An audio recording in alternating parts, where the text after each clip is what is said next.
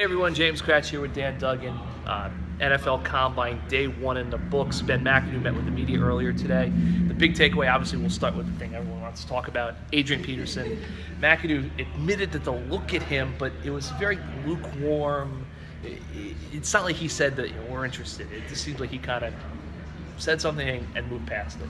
Yeah, I mean, McAdoo's not the type to, if he was really excited, he wouldn't have really expressed that either. But yeah, he basically just gave the bare minimum. You could have named any free agent, and I think the answer would have been, sure, we'll take a look at him. I didn't get a sense that there was a lot of excitement, and it just kind of goes along with what I think just logically looking at it. He doesn't make a ton of sense for this team, especially the price tag he's probably going to command. It just doesn't seem like a guy they're really interested in, and nothing that happened from McAdoo today changes my opinion on that.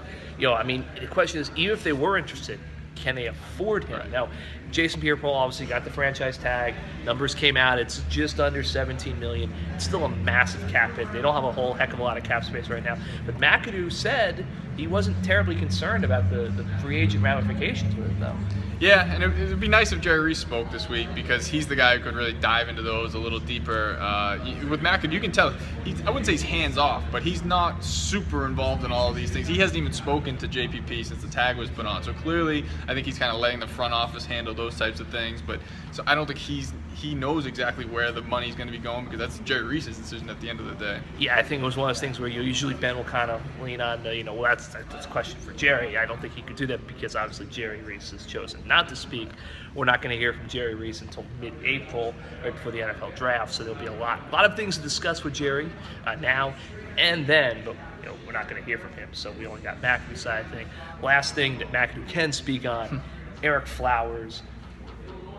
He didn't come out and say Eric Flowers was the left tackle, which I think is noteworthy, but it seems like they're not ready to say he's not the right left tackle. Yeah, I mean, the way I look at that, I guess McAdoo's pretty good at not ever really throwing a player under the bus. And I think if you look at it, right now Eric Flowers is the left tackle, and that's what McAdoo said. Now, if they go out and get a better left tackle in free agency, well, then you say, yeah, he's not the left tackle anymore. But until that happens, there really wouldn't be anything for McAdoo to gain by saying he's not the left tackle anymore, because then say you strike out in free agency, and now you got to kind of go back to your tail between your legs. Well, Eric, let's put you back at left tackle. There's just no need for him to kind of do that. He was pretty forceful in his support of him, his confidence, said how hard he's working.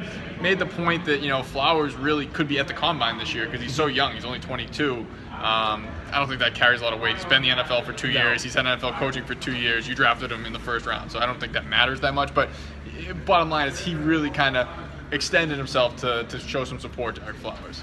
That's it for us here. Wednesday in the books at the Combine. We here the rest of the week, so we'll see you later on. I'll have more stuff with Giants. No one left to talk from the Giants. I'm sure there'll be plenty of Giants news to come. Thanks for watching, and we'll see you next time.